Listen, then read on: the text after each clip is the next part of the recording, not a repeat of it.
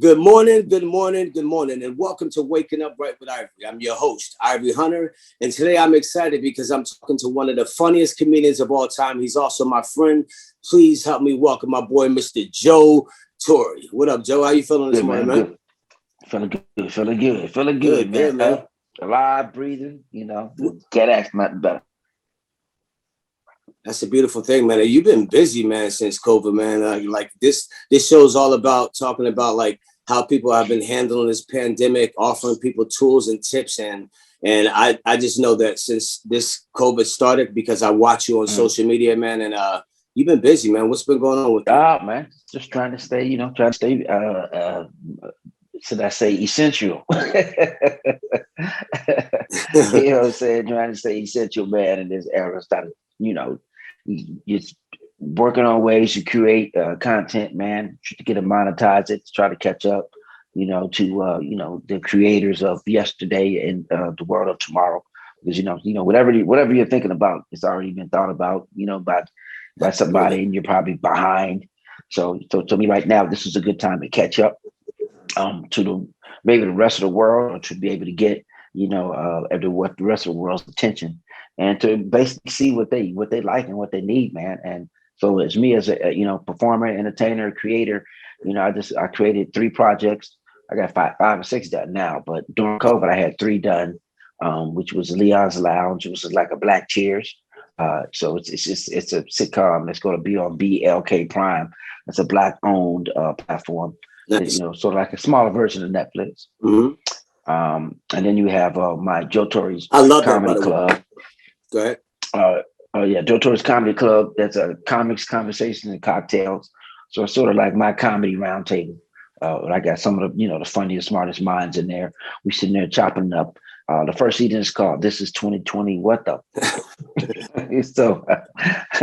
so, got Tiffany Haddish, Cedric Entertainer, Chris Spencer, Corey Holcomb, Nail, Joe Coy, Russell Peters, Bill Bellamy, D.L. Hughley, my brother Guy Torrey, Melody Camacho, Buddy Lewis, Jasmine. We got so many different people on it, man. Memphis Will. That season, and I'm coming back the next season. Probably try to get Chappelle, Martin, Chris Tucker. All of them. So that's Killing what it. I'm shooting for. Yeah, man. Hey, man, you got to keep it happening. Got to keep Killing it it. popping, man. You know, one thing we share in common is a Libra, man. So I get your energy, man. Well, I found out, I think, a couple years ago that you was a Libra. I was like, oh, I get Come Joe on. right now. I understand his heart, everything about Joe. Um, Let me ask you this, Joe. For those, I just don't want to take for granted everybody knows your background, man. Like when I first saw you, man, it was on Def Mhm. Comedy Jam, man. And it's like, that's I don't know if that was your first big break, man. But I know a lot of people from where I'm from will recognize you from Def Comedy Jam, man. But tell everybody where you're from, man. Like, how'd you get started in the comedy, man? I graduated, from Lincoln University, HBCU, up in Jefferson, Missouri. It's like an hour and a half out of St. Louis. I happened to be from St. Louis. I'm a military brat, so I was, kind of raised everywhere. Born in Virginia, lived in New York, Mississippi, South Carolina, DC. But St. Louis is where I put the ceiling on me. That's where I drove my $350 car, and it was a 75 AMC Hornet. I drove it out there in '89. Didn't look back, man. You know what I'm saying? And got out here and was selling back cleaners door to door. Was just selling the right. This ticket was Electrolux. So I was also selling cell phones, and so I took a cell phone to Mike Tyson back in the day. The first little Motorola flip. This is like in '89, early '90s, man. And then, but it was, I pray for, for stuff. People pray for me, and perfect places, perfect time, right place, right time. When I got out here in '89, they were doing Harlem Nights, so I got to meet, everybody. Eddie Murphy, Red Fox, One of Richard my favorite Pryor. movies. Exactly right. And Robin Harris, the late great Robin Harris, took me in. That was one of my mentors, and got me some extra work, and got me on some stages. The biggest stage back in that day was the Comedy Act Theater, owned by it was really the Regency West. It was Comedy Act is inside the Regency West. That building owned by Mr. Fred Anthony Calloway, black man, who just recently passed. He owns that whole block. Actually, another mentor of mine. So yeah, man. I mean, that was a spot, man. That was Regency West was like a little melting spot where John Singleton first saw me for Poetic Justice. Robbie Reed, saw me to cast me in so many different things and so many different people. A Living Color was casted out of that spot.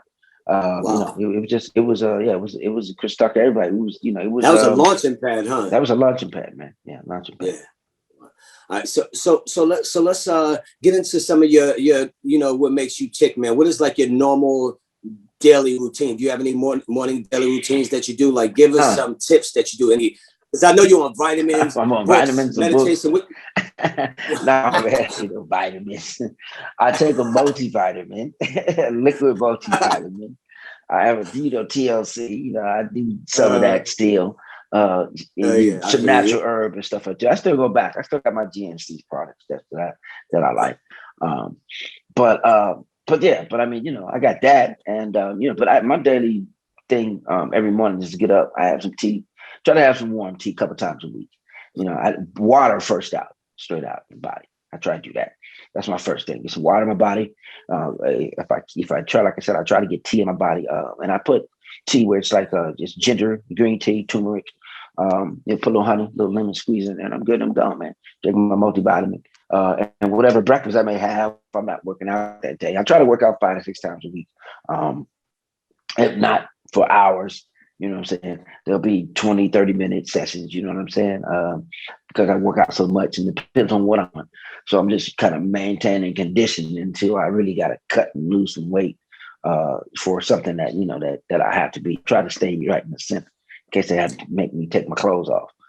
But when I get up, man, I usually do that, and I usually go meditate, man. I usually go read the 3 F's, free your mind, feed your mind, and focus your mind. So I try to make sure I do that right first in the middle of the day, which is, right in not the middle of the day, in the morning, where I'm free in my mind of all negative thoughts, of all strongholds that may have been there, all, self-doubts, world doubts, fears, everything you see on TV, and I feed my mind, which is basically the gospel, any gospel you want to read, or daily affirmation, or something that's empowering to you. Any book or something like that may give you strength. It could be a couple codes. It could be something, and I meditate. You know what I'm saying? That's, it's also, helping you feed and focus. So and then I go. And meditation, I ain't sitting there, like Russell Simmons, yoga stance. And I said, you can meditate anywhere. You know what I mean? You can meditate in the grocery store. Sometimes I meditate in the back of a Uber, Uber, Uber, in the back of an Uber, man. So, and for real. And it's powerful, man, because sometimes, it's like, I think I was late to the airport, and I was just like, okay, let me just, instead of fighting it and making sure this Uber driver is, going the right way, I just closed my eyes and I just meditated for a minute. I woke up, but we looked up and I was there. We were there. Yeah. And it was like, so it's kind of, it's kind of something things, trying to shutting your mind down, taking out the thoughts out. But that's one of the powerful things I do. You can do that daily, man. That's a couple times a day. You know what I'm saying? Because you have to dump. You have to free your mind. You know what I mean? Absolutely. I love that. And then my love business, man. Yeah, I got my business and my family, wife, 3 kids. So, 27-year-old, 18-year-old, 11-year-old. There's 2 boys and a little girl. So, my plate is full, man. Yeah, it's a beautiful thing. You're doing an amazing job, man. Any books or anything that you recommend for people? Let me see. Strong books, man, that I've read in the past. Because I go all over the place. I'll read Nietzsche. You know what I'm saying? Sometimes I like to challenge my mind just because, kind of what I need sometimes. But some good books. Battlefield of the Mind is a good one from Dr. Joyce Myers. She also has another one called Anxious for Nothing. You know what I'm saying? And some of these are little quick reads. Battlefield of the Mind is a powerful book. You should get that. I think that's where I got fear from, false evidence appearing real. That's what fear stands for, false evidence appearing real out of there. Anxious for Nothing. It's another good book that people start, because sometimes, in this world of, this right now, lights, and I need to be I need the self-gratification right away. You know what I mean? Sometimes you need to sit back and be anxious for nothing, and I had to, my wife read that book for a while because she used to be real. It really blessed her with that because, she was all over the place. Man, so, and then there's some other books, man. I mean, some health good books, man. I got books that, the things that the doctor don't tell you. It's a book, how to stay out of hospitals. stuff like that. Mm-hmm. So, I think it's in something like that, something with modern medicine. There's different stuff, man. You can just look at and figure out yourself before you go crazy. Or, you can Google some stuff. But I try to read, even for working out, you know what I'm saying? There's knowledge is out there. And, it's key. Great. Thank you for sharing. What about if you were running for mayor, president, or governor? What would be your biggest policy or your agenda that you would be trying to push to make the community better, to make the country better, to make the state better? I don't think it's just one thing. I think it's a bunch of things. My thing is just you still got to bridge the gap. It's bridging the gap between my interest would be in the youth, basically, because that's the past. And I wouldn't want to change education. My thing would be changing education to the point where you throw out the old handbook and you teach from grade school up, coding, the way the world is going now. These kids should be coming out of high school, with a trade. College is cool if you want to go, if you have to sharpen a skill like a doctor or an astronaut, math, you need to go somewhere, engineer it, and really hone that skill.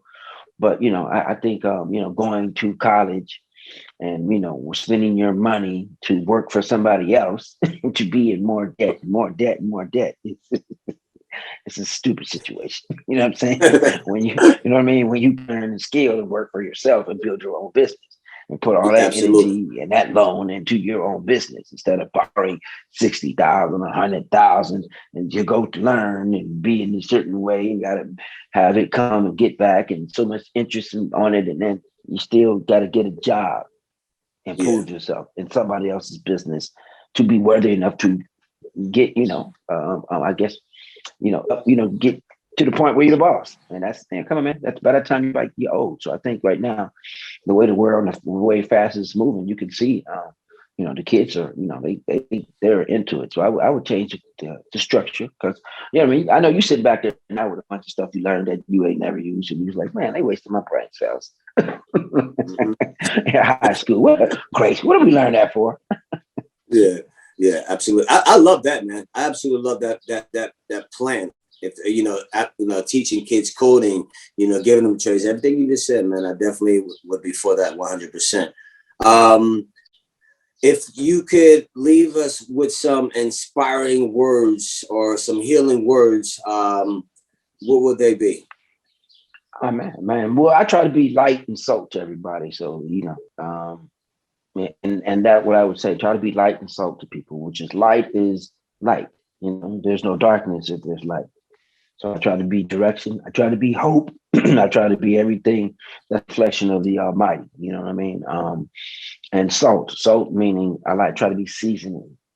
So I try to be able to, I'm a comedian.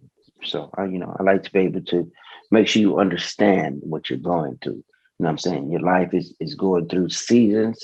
And salt is used for seasoning. So when I'm talking, or if I'm doing something, I like to be able to, put a little taste, in my mess. You know what I'm saying? So where you're going. So that's to me, it's like, I'm light, I'm salt, and I think those are right out of the Bible. But I mean, I think if you can be, a good food and direction to somebody, I mean, come on. This morning, man. I'm sure people who don't know you will see how intelligent you really are, man. How they see you as this comedian, man. But you're dope as hell, Joe, man. You're a total package, brother. Thank you for coming on the show. I appreciate you, man. Appreciate you, man. I appreciate that, man. You too, man. We got to continue to grow, man. You know that. Don't let that light hit you in the head, man.